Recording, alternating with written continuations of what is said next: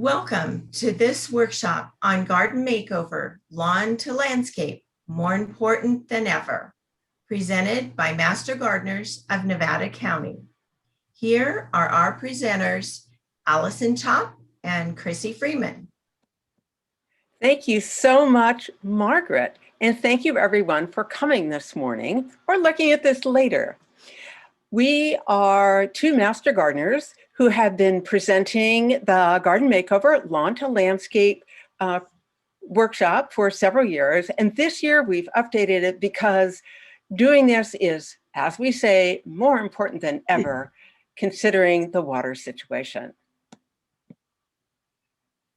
Let's start by just reviewing a little bit what you're going to learn today.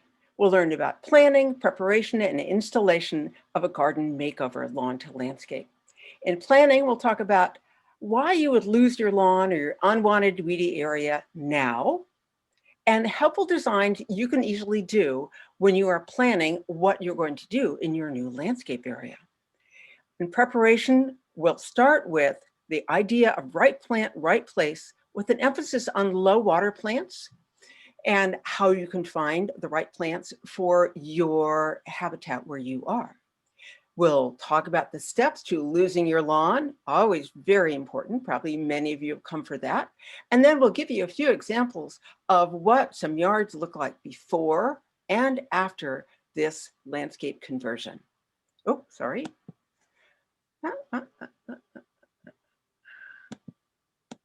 Okay. Then in installation, we're going to talk about irrigation planning and selection tips, and we'll talk about planting and mulch tips.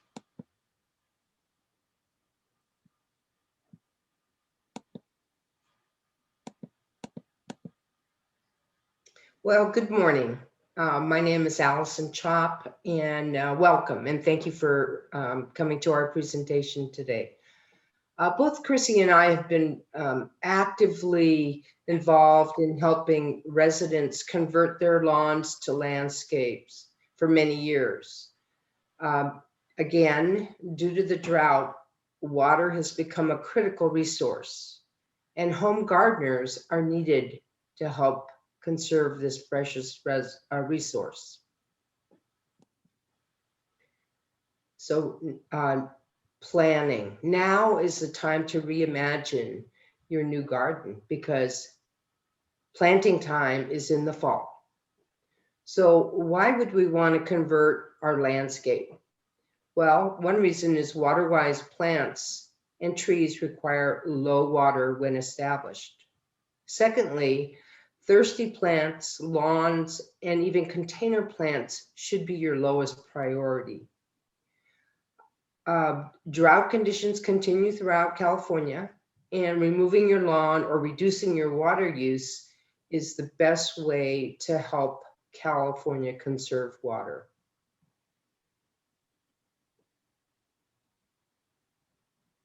Next slide. So a little bit about the drought today. Obviously, Nevada County is in a state of emergency, along with 40 other counties in California. The government has reduced delivery of water by 50% to cities, and farmers are getting none. The Central Valley Project has slashed allocations by 25% or more. Here's a picture of the U.S. Drought Monitor map, and these are updated quite frequently. But as you can see, the West is very dry. 85% of Nevada County is in Tier 4, which is, I'm sorry, it's a D3, which is the fourth out of the fifth tiers as far as drought is concerned. So in Nevada County, our reservoirs are low. We have insufficient water for wildlife, agriculture, and homes. Some wells are dry or low, and people are having to drill deeper and deeper to get water. Metered water has become extremely expensive. So the more water you use, the higher your bill is going to be. Unmetered NID water residents have been asked to conserve to divert water to the farmers.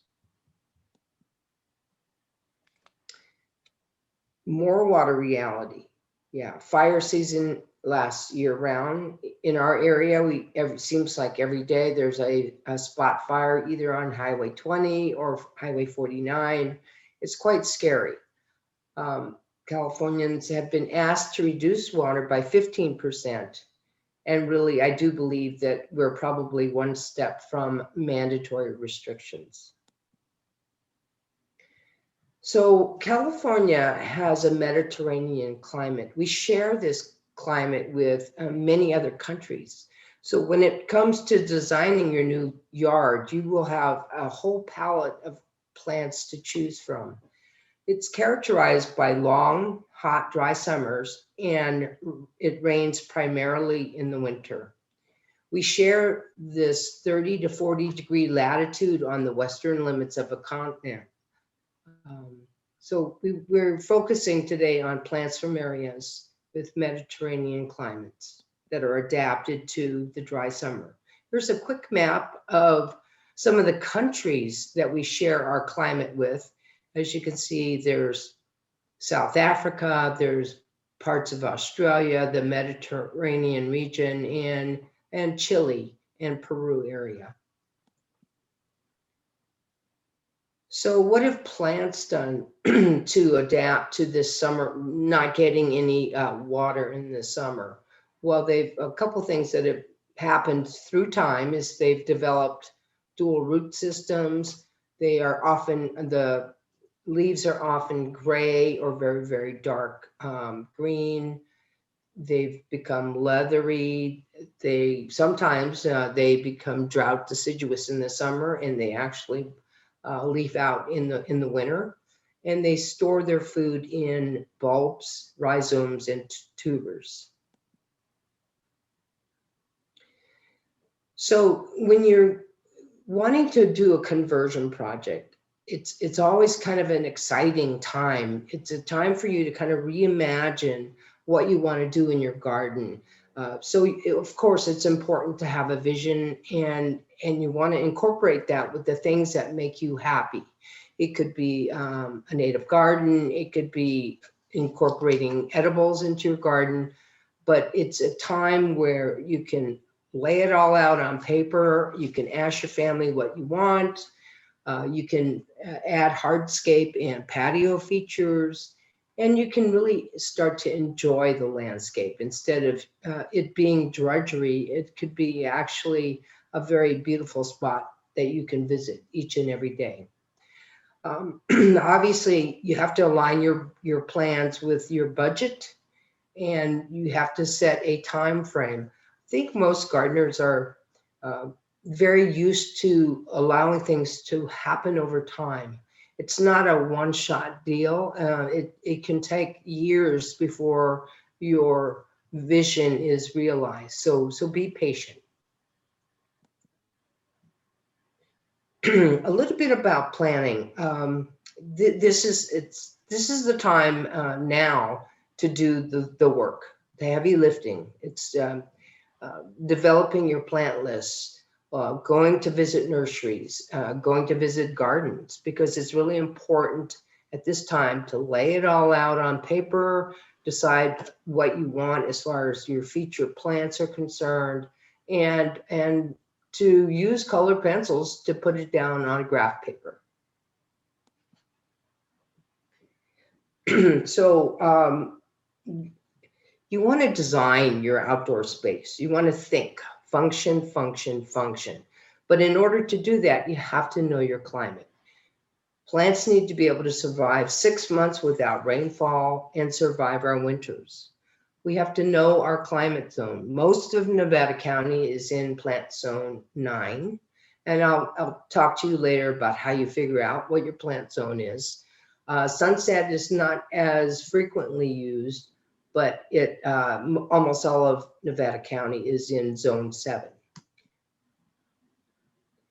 You need to know your microclimates in your property. If you are on a hillside or you have a steep ravine, you need to know where your cold sinks are, your hot spots are, what areas are in total shade or in full sun, and you have to pick the right plant to fit the right place. If you don't do that, your plants are not going to be happy, and you may have some failures.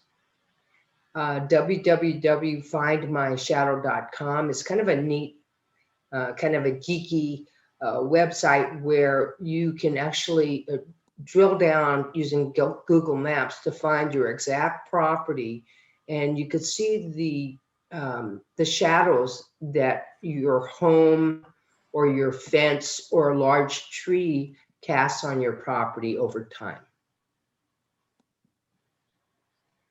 Obviously, you need to know what kind of soil you have. It is possible to amend your soil to make it more friable and more fertile, but typically Nevada County is very heavy in clay and we have a lot of rock. So you want to choose plants that can thrive in our soil.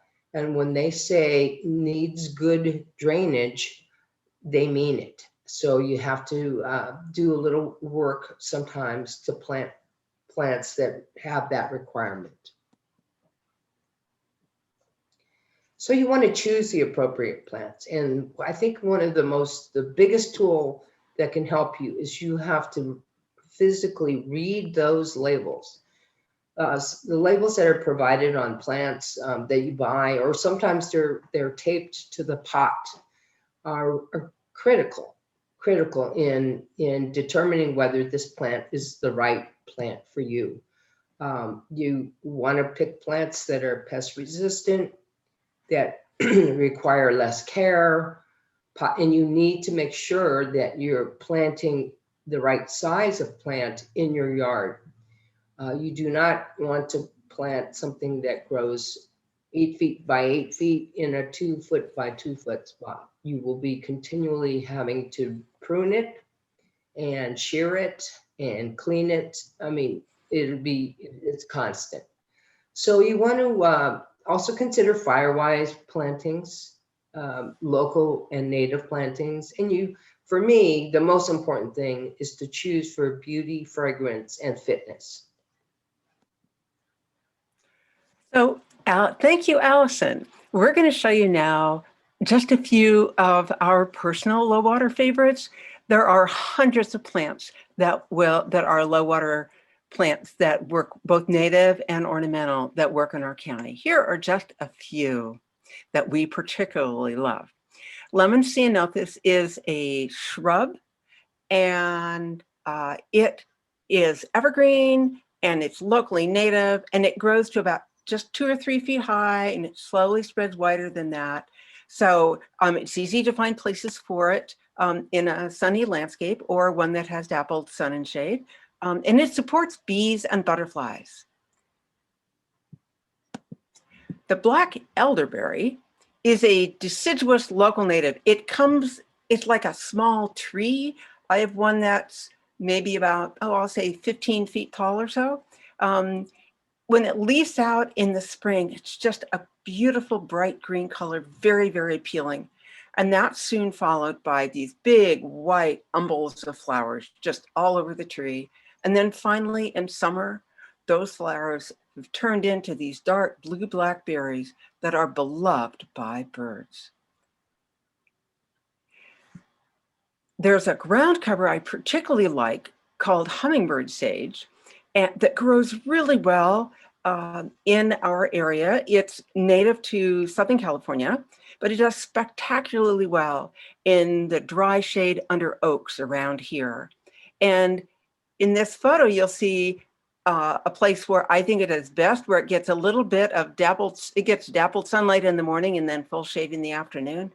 And in fact, hummingbird sage really is adored by hummingbirds. Foothill penstemon is a local native that often blooms prolifically in the early summer. It's kind of low, like maybe a foot and a half, and very slowly it spreads from a 1-gallon plant that's 8 inches wide. Over 10 years, it'll become maybe 2 feet wide by 2 feet.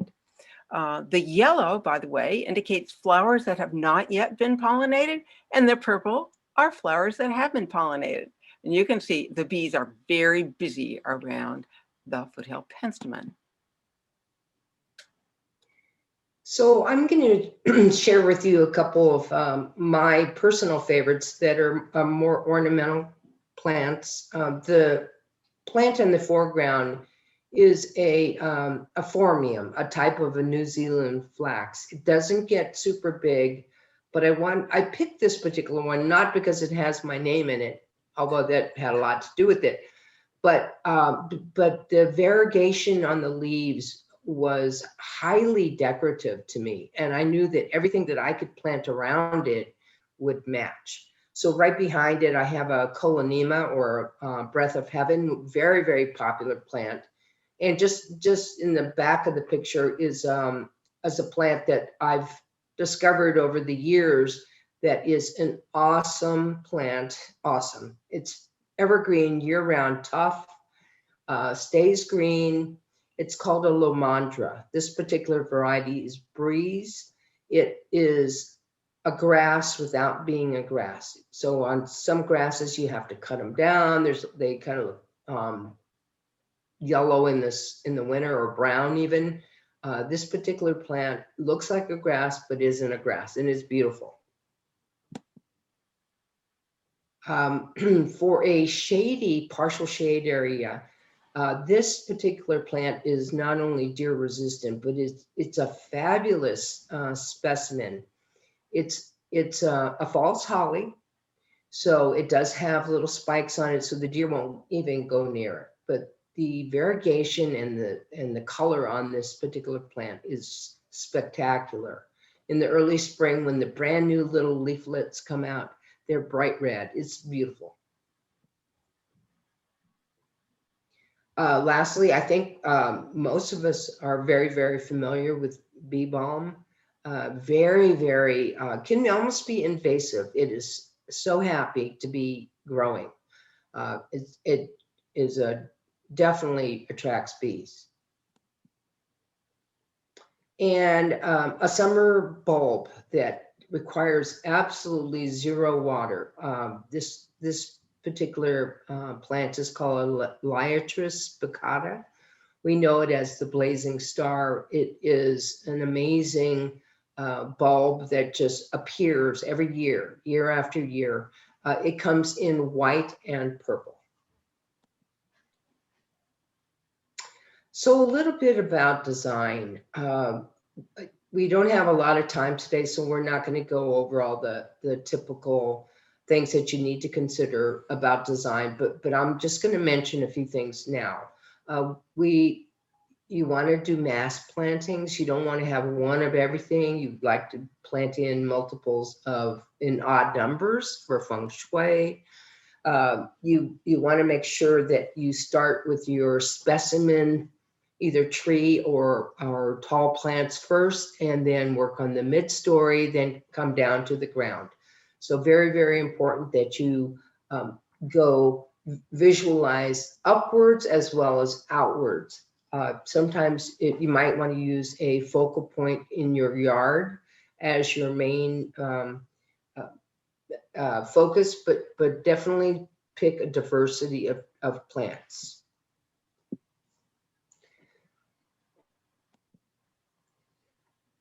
So you want to list your plants. You want to develop a plant list. We're going to go through some resources for this a little bit later on, but allow time to change your mind. Find the plants that you got to have in your garden and go get them. So that takes a little time. You're going to change your mind. You're going to want to move things around. And while the plants are still in pots, is a perfect time for them to, you can move them around your garden to see what looks best for you. So typical design elements include massing and layering, repetition and contrast, start big, go to the medium and the smalls, and plant in odd numbers. Be pretty mindful of color. You want to make sure that you don't have colors that cause you to cringe when you see them, but colors that blend and match. And here's an example of one of my plant lists for a small project that I did. But you'll notice that in this, I have all the notes that I need. I know how many plants that I want to buy and how big and how wide they get. That's critical because you can't force a plant into a spot that's too small. You're only asking for trouble. And you also want to build your plant list using water needs. Okay. Sketch it out. I love using colored pencils. I just use regular graph paper. This happens to be an irrigation plan, which is so important as well. Chrissy will go over irrigation a little bit, but this is probably the one thing that you need to do pretty quickly is to decide where you want to plant and how you're going to get water there. If water's not there already, you are going to have to develop a plan in your mind on how you're going to water that area. So this is my garden in San Carlos, and I was mentioning to the other presenters earlier that one of my projects when I became a master gardener was to recreate a garden, starting with a garden plan, the design elements, irrigation, hydrozoning, all of that. So I did it to graduate as a master gardener, but it inspired me so much that I did it. So this is what I did. This was 2 months after I did the installation. All of the work was done by myself. I used existing irrigation pipes, so that was a little bit challenging, but I made it work. I dug a pit for a small stream or a dry rock garden in the middle, and I bridged it with a Japanese walkway that I found. Next slide. There we go. 2 years later, and this was probably right before I left this property, but you can see how everything has grown up. It was a magnificent garden. I was quite proud of it. And all of those plants, besides the Japanese maple, are South African or Australian. Here's another backyard that I worked on in Menlo Park. Really, they hadn't watered their lawn in years. So she asked if I could help her. And so about a year later, this picture was taken, a lot of lavender, a lot of beautiful plants. This particular person, we'll go back, but this particular person that I helped design her yard, she was able to get money back from her county because it was in her front yard, and at that time they were paying $2 per square foot for lawn conversions, and this one did apply. As did the next picture, which is actually in Placer County, also another master gardener I hear, but decided to convert her lawn to landscape. And this is the after picture. She actually won some kind of prize for conversion at the time, but you can see how beautiful that has become. It's very, very diverse. She used the major elements such as, she obviously didn't take the tree out, but it came out beautiful. Thank you, Allison. So now let's dive down into the nitty-gritty details of how you replace your lawn with a new landscape. First of all, you want to think about the calendar for your project. So you'll start by planning your landscape design in the ways that Allison has just described. And you're going to develop sources for the chips, the mulch that you're going to put over the area that you're converting. We'll talk some more about chip options in a little while, And in any event, we wanted to bring this up here because it's good to start early deciding what kind of chips you'll use and where you can get them. And then you want to time all of this so you finish your lawn removal project and it's all ready to go about the same time that you're going to buy your landscape plants. And fall, as Allison had alluded to, and most of you probably already know, is the best time to plant because the idea is that soon the rains will water the plants. Ideally, you would plant after the first 2 good rains, but we'll see how that goes. Okay, so step 1, lose your lawn or weeds.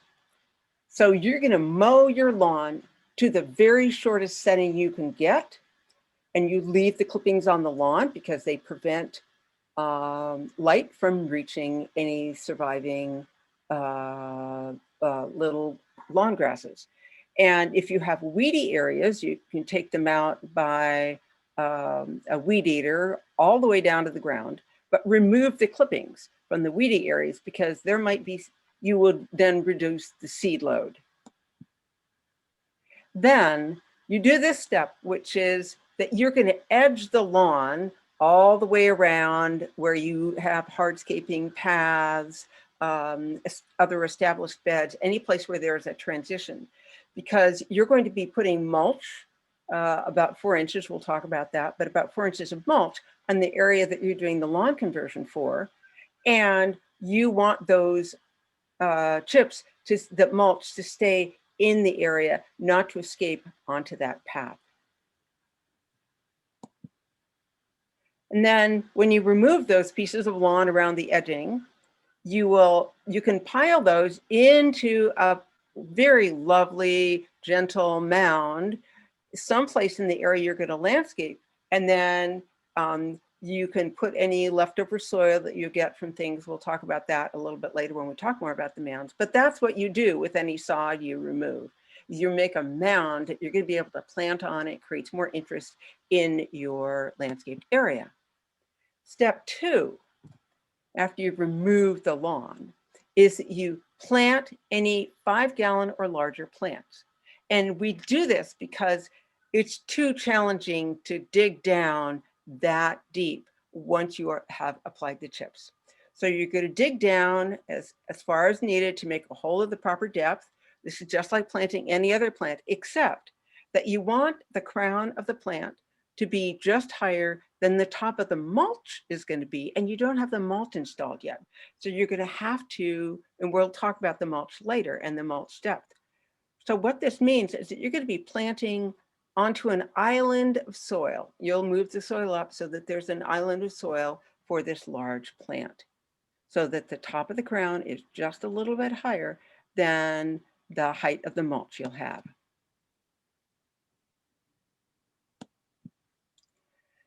Then you're going to layer some compost on. So this is what the layers will look like. You're going to start with the soil, and then the cut up weeds in the grassy, the weedy or grassy area that you've now removed the lawn and weeds from, some compost, and then the mulch. Let's look now at the compost. You're going to add about 1 inch of compost before you put the mulch on top. And the reason for doing that is because the compost, because it has microbes in it and microorganisms, it's going to help speed the decomposition of the former lawn or the weedy area. This really helps. If you're doing strictly low water native plants, you could consider not using compost, or use compost definitely use compost that's not going to be very hot, as they say. Okay, so why do we recommend using mulch?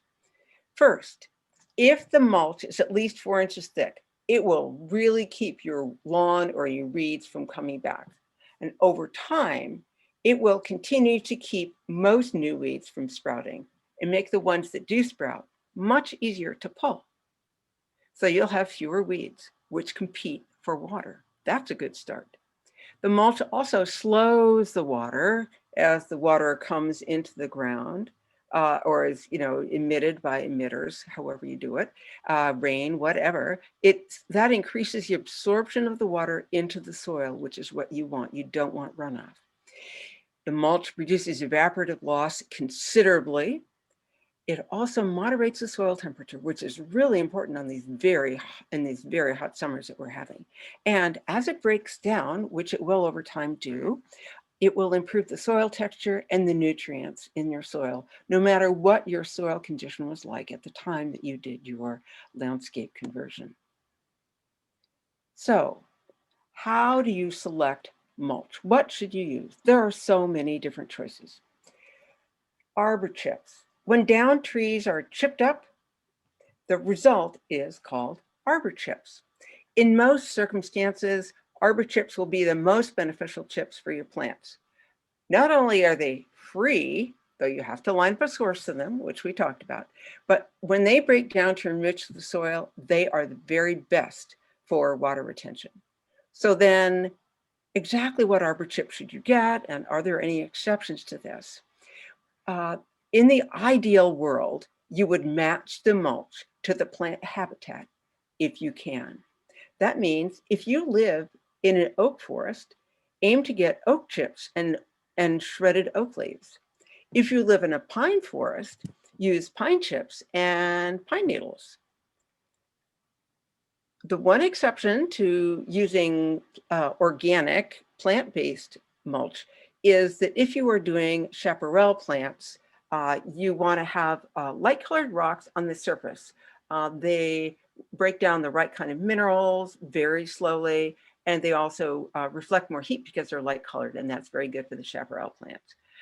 Avoid rubber or plastic mulches, please. They're just not good for the soil and not good for the plants. So how much mulch do you add? We had referred to the idea of 4 inches of arbor mulch. I'm going to give you another option or two.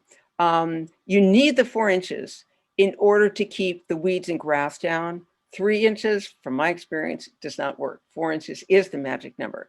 So to save money and look nice, you could use 3 inches of arbor mulch and then 1 inch of that fir bark that you can buy at landscape materials places on top. So the larger fir bark breaks down faster, the smaller fir bark looks more refined. So my suggestion for you to consider is to use the smaller fir bark just for areas that you look at more closely or for a path. Now, the last option is that for an easier application and management of chips, you can use all the same kind of chips, all arbor mulch or fir bark, but it's better not to use the fir bark everywhere because it does not have the same properties of allowing the water to sink into the soil quite as well as the arbor mulch. So we're going to show you a couple more of the during and after processes and gardens. So on the left, this was bare dirt on Allison's side yard, and on the right is the attractive, diverse, rich landscape array that she created in that space. Now you'll see on the left, you'll see cardboard here. We used this slide in our previous versions of our presentation, but since our most recent presentation, we've learned that using a cardboard layer impairs essential exchange of oxygen and other gases that soil needs. So the only exception where you might want to use cardboard would be if you're trying to retard Bermuda grass or bindweed, which spread by underground rhizomes, and they're just the most challenging to remove. And if you're going to install cardboard, install it only in the late fall when the winter rains are going to come, and that constant moisture or recurring moisture will really help the cardboard break down more quickly. Here's another before and after. The owners let this lawn dry out in advance of their project. And this both saves water at the time, and it also helps keep the lawn grasses from returning. So the lawn grasses are weaker at this point. The conventional trees and shrubs required regular water, so they were replaced with low water plants here in this wonderful landscaping that includes a new tree, a new medium story and understory plants, as Allison was describing. Here we have, two looks for the same house that you can compare. Before, there was a flat rectangular lawn with some brown spots, no other color or shape. And after, there's a backbone of a winding path and gently raised mounds on either side of the path, filled with a variety of plants of various heights that bloom across the seasons. And they use so much less water. So now that you've done your planning, you're ready to start making the changes in irrigation supply, hardscaping, irrigation installation, and more. So, water supplies. You start by getting water where you want it. Install any water tanks, any pumps, any underground irrigation and supply lines. Just get the water to the places where you're going to want it to be. I'm not talking about the plant irrigation yet. That's a separate thing. What you first want to do is get all the water supplies, the big supply lines taken care of, and install any plumbing that you might have for any water features that you might have planned. And then remember, this is the time when you can add hose bibs and turnoffs. So that's really a great thing to plan for. Everybody wants more hose bibs. So now it's also the time to take care of any rainwater conservation you can do during this project. Why do you do rainwater conservation and try to keep any rainwater on the property? It makes water more available to your plants. It doesn't come out of your paid water supply or out of your aquifer if you use a well. So it also allows you to direct water away from buildings if you have those kinds of problems. It also helps you avoid soil runoff because you don't have water running off your property, which is carrying off some of your soil. And it mimics nature. If we had not developed roofs and pathways and patios that are impermeable, we would not have a problem with rainwater not sinking in. But now, instead, it runs off. So this is an even bigger problem on property that has been poorly graded. So we want to mimic nature by having the rainwater stay on our property. And it also helps build up the aquifer and the watershed right where you live. There are several ways that you can slow and spread and sink rainwater. You can use rain barrel, which is very simple, cisterns, a dry stream bed, which you saw in Allison's work, berm and basin, bioswale, check dams and weirs. Now you're going, oh wait, I can't think about that. But even a plastic pond with drainage holes filled with rocks, which is what we see here. This is all a little rainwater sink area created out of a plastic pond with drainage holes and rocks. And then they have a couple little sprayers in there for in the summer, keeping riparian, their water loving plants that they have in that area watered. Now, on our resources handout available on the Master Gardener website, which we'll talk about in a little bit, we have a link to a great presentation on this subject. So if you're at all interested in doing some rainwater conservation on your property, you'll definitely want to check it out. You're also going to want to do your hardscaping before your plants. You put in the path before the plants, and remember to plan for any irrigation that's going to cross that hardscaping or otherwise be underground. So get that taken care of early. See how you do the irrigation supply before you do the hardscaping, because who wants to have the path in and then have to put in the irrigation line? You set the stepping stones on solid soil, even in height with where the top of the mulch will be, so that the stepping stones aren't going to be below the mulch, but right even with it. If you live where you're going to be landscaping on a slope, you might want to consider terracing. And the way you do the terraces is determined by how much elevation gain there is in the planting area. And you plan to do any terracing before you start to do the plant installation, which is why we're mentioning it here. The folks who did this conversion removed the grass, did the terracing, did the irrigation, and then installed their new plants. Well, the mound is a really lovely garden feature that you can create if you have lawn edges or sod that you've cut away, if you have dug up soil when you've created a dry stream bed, any other areas where you might have something you could add to help make a mound.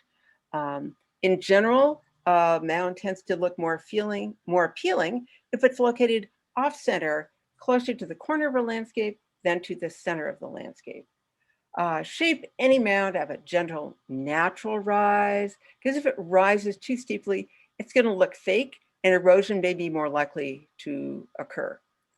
And let's go on to irrigation planning. Now we're going to be doing the irrigation for the plants.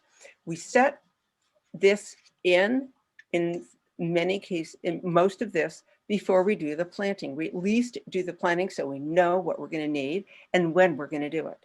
So you plot it out first on paper, or if you want to use a digital or online app, feel free.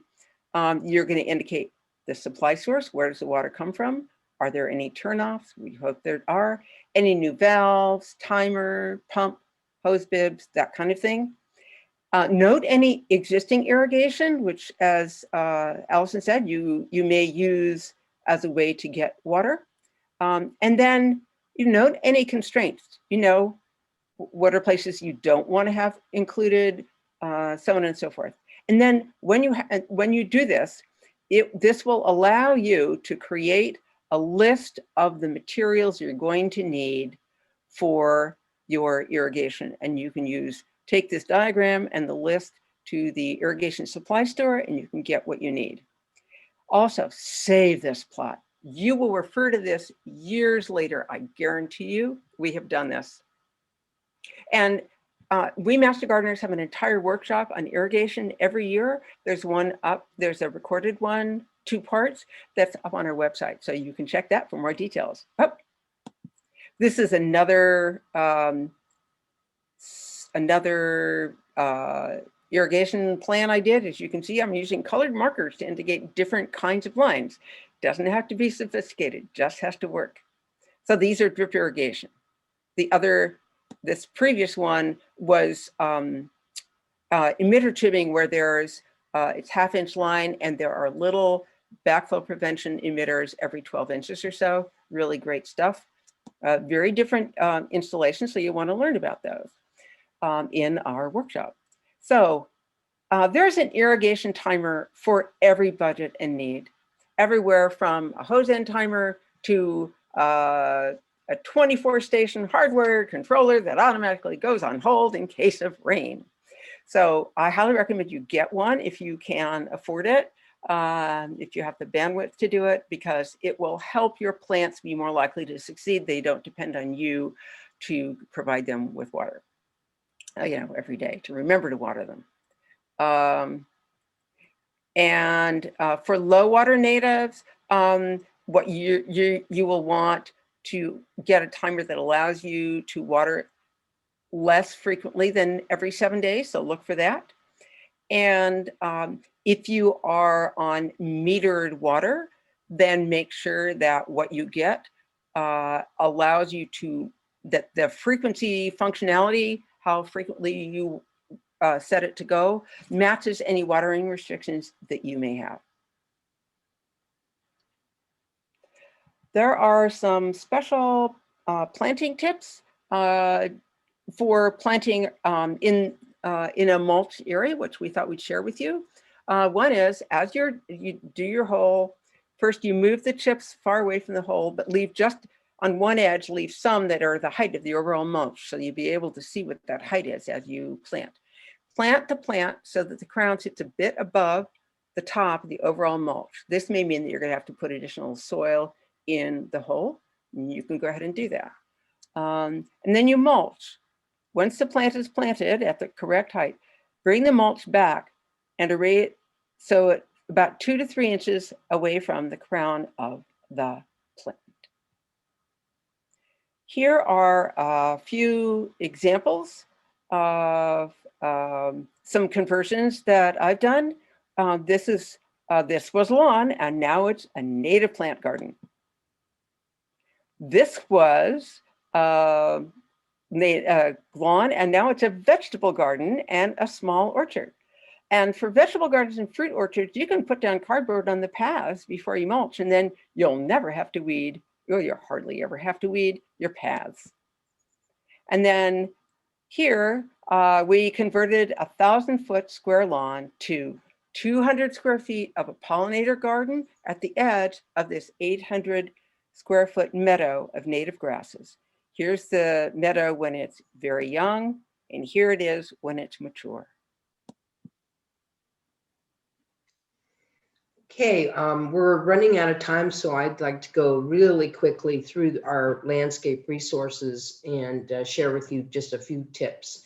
I wish we had the time to open up all of these resources and share with you the fabulous array of functionality. So the first one I'm going to talk about is WUCLs. Next slide. There it is, WUCLs. It's Water Use Classification of Landscape Species. What I love about this site is it's a collaboration between landscapers and academia. They got together, divided California into 6 regions, and went through 3,500 taxa or species of plants and assigned them a water fitness scale. This was developed by University of California Cooperative Extension, which is our home for Master Gardeners. Great site. Calscape is a site produced by the California Native Plant Society.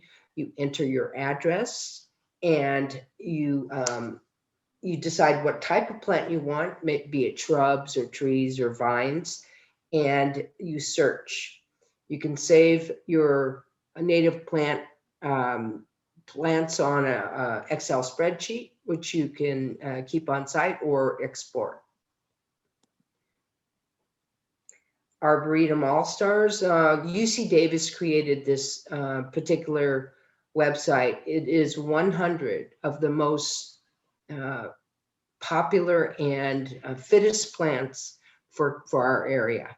So 100 plants is not 3,000 plants, it's only 100 plants, but you can search by sun exposure, plant type, size, bloom season, and my favorite, wildlife value. So you can say, I want plants that attract birds. You can put that in your search and you will get a short list of plants that will attract birds. Includes natives, by the way.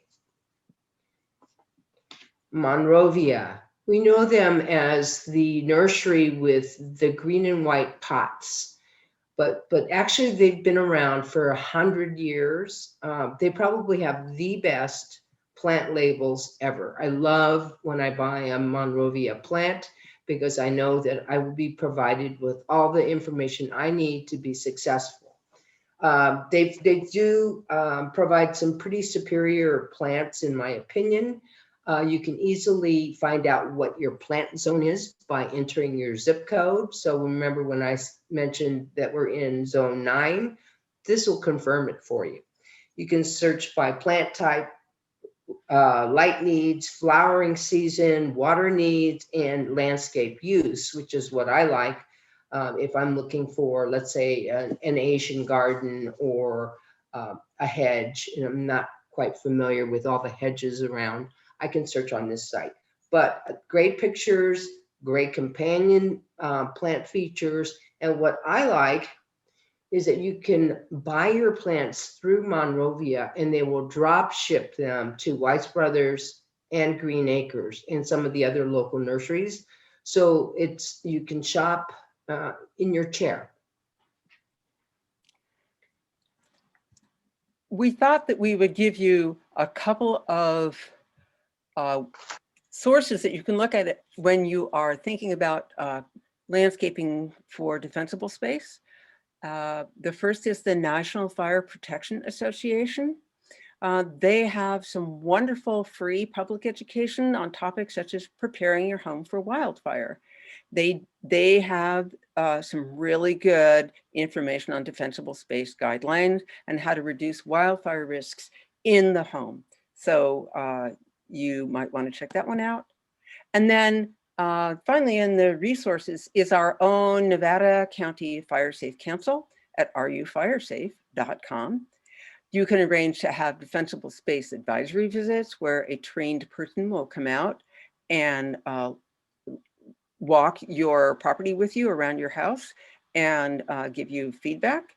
And they also offer low-cost defensible space services and special no-cost services for low-income seniors and people with medical disabilities who need help doing the defensible space work. They have a chipping program you can sign up for. They are the organization through which all the firewise communities in our county are organized. And they have great information on defensible space zones and recommendations for the spacing of trees and shrubs.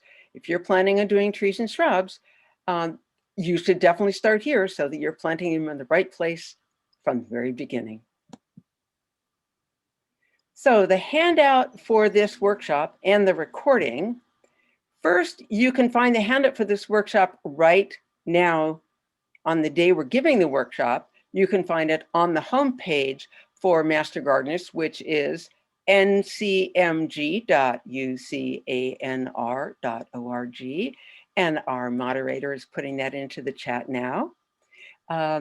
If you want to find the recording for this at a later time or share it with someone, or if you want to find the handout after it's no longer on the homepage, you can look at the online workshops and videos. Look at on the left-hand side of our website for a corresponding link. And then if you, then if you need more help from the Master Gardeners, when questions come up, as Allison said, you can go to our homepage and then click Got Questions. So speaking of Got Questions, we have reached the portion of our presentation when it's time to hear from you. So we hope that you either have sent questions to Margaret, or if you have any questions, you can send them to Margaret now, our moderator, and we're happy to take them. Margaret? Thank you, Chrissy and Allison. I really enjoy this presentation and it does inspire me. So I'm sure you've inspired some other people. And we actually have quite a list of questions. So we'll see how many we can get through. Some people may have to drop off, but let's see how many we can get through. Here's one. We have a small lawn where children and dogs play. How would you suggest keeping that small area playable? That's a really good question. I do know it depends on the size of the dog and the kind of play that the dog likes to do. But for children, in fact, depending on where you live, you know, the idea is children have different kinds of play depending on the environment that they have.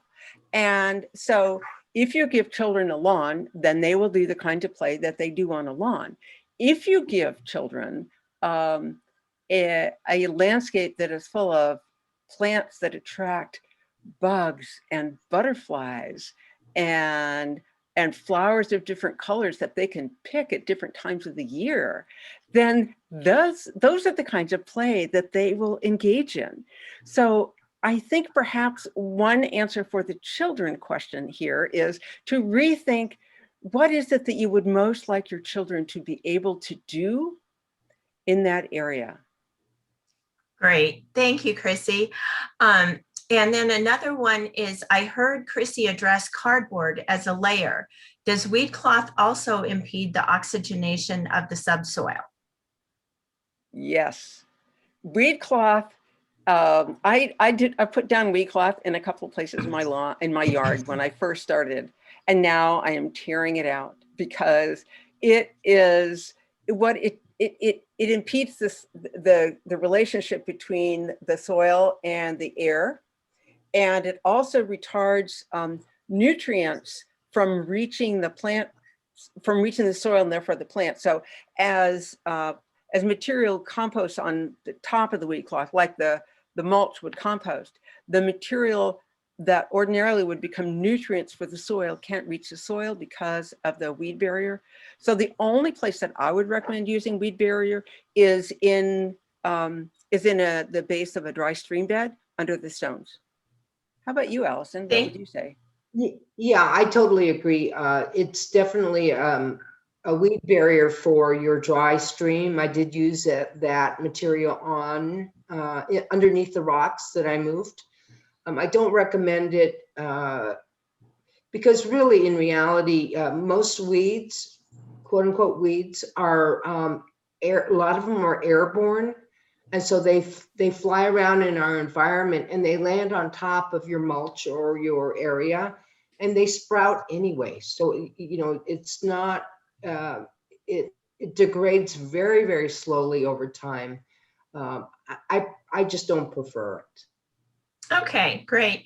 And then our next question, are any of the master gardeners available for working with people in the area via consultation or gardening assistance?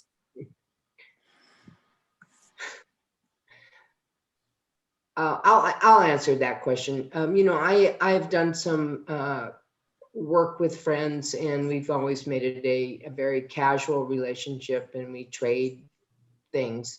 But there are several master gardeners that are licensed architects or landscape designers.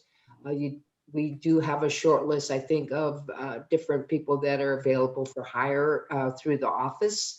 But in general, most of us that are master gardeners, we do it as a hobby and we do it as a volunteer service to people. And so, you know, we are looking to do workshops and presentations and things like that versus try to turn it into a money-making operation for ourselves. Got it. How do you find out what type of soil is in your garden? Okay. There is a governmental organization called the Natural Resources Conservation District. And for Nevada County, you can find that. Just put that in your browser and you will find it. And someone will come out and talk, and there are soil maps. They might be able to send you the soil map. I do not know, but they can come out and they will advise you about your soil. No charge, by the way. Great. Yeah. And sometimes I feel I have different types of soil on different parts of my property. But Yes. Yeah. And there is a really inexpensive way to do this too. And we have, this is shown in the first of the native plant recordings, I believe, but I could be wrong about that. But you can find this. It's kind of the jar soil test, which you can find online. You put a bunch of your soil and some water in a quart mason jar, you shake it up and you leave it for a couple of days, and then you can see the layers that are in your soil. Yeah, I think we did that in our training. Here's another one about fire hazards. My local Nevada County RCD has recently stated that wood chips should be avoided due to fire hazard concerns. And I think you addressed part of that on when you highlighted going to what was it? Am I fire safe? Because they tell you what to put around your house versus out farther. But go ahead. Right. Yeah. It's are you fire safe? Just are you fire safe? Yeah. Just so everyone's on the right page. I think that's a really good question. And when you go to Are You Fire Safe, you can find a link to a really good study on this question of what kinds of mulches are more and less fire hazards. That was done at University of Reno in, I want to say 2006, but I think it remains, you know, the gold standard, like fire, you know, fire sensitivity has not changed in the last Yeah. 15 years. And arbor chips actually are among the best kinds of chips. Now, you should not put any kind of flammable plant material within 5 feet of your house. And that's zone 1 landscaping. I know because I did have wood chips and plants all around the 5 feet of my house. So I did eventually, it took me a while to kind of get my head right to do this, but took out all the wood chips and transplanted the plants, some of which survived, some of which did not, and now have a variety of different kinds of rock landscaping on various sides of my house. I think an important thing to know is that when you install chips, you should ideally not have chips covering all of your ground, have some bare ground. This not only helps for breaking up the ability of a fire to go across all the wood chips, you know, all the way from 100 feet from your house all the way to your house, but it also provides bare soil, which is where most of our native bees actually nest. Most of our native bees are what are called ground nesting bees, and they need bare soil. They will not nest in mulch. So you get 2 for 1. Yes, and you're right. I did see a University of Nevada cooperative extension on the combustibility of landscape mulches. So you can research online and find those. Okay, couple more. And I know we're past the time. Where did you find the info details of your plant lists? And I think you answered that later when Allison listed the different places to go on that. So I think that's been answered. Is bee balm easy to pull up if it's spreading too much? Yeah, actually it is. It depends on your soil. I just yank it out because it's always moving into an area that I don't want it to be. But you know, I let a little bit go here and there, but I do try to keep it tethered a little bit because my plantings are very specific, and you know, that's one reason I personally don't grow oregano or mint, is that I can't keep it contained unless I put it in a pot. But yeah, it's a beautiful plant and I love it, and it lasts a long time if you keep it trimmed back. Got it. So we've got some nice thank yous and people saying they're so excited to go from lawn to landscape. I think it's time to say a big thank you, and then we will see you next time. Thank you. Thank you all for coming. Bye, everybody.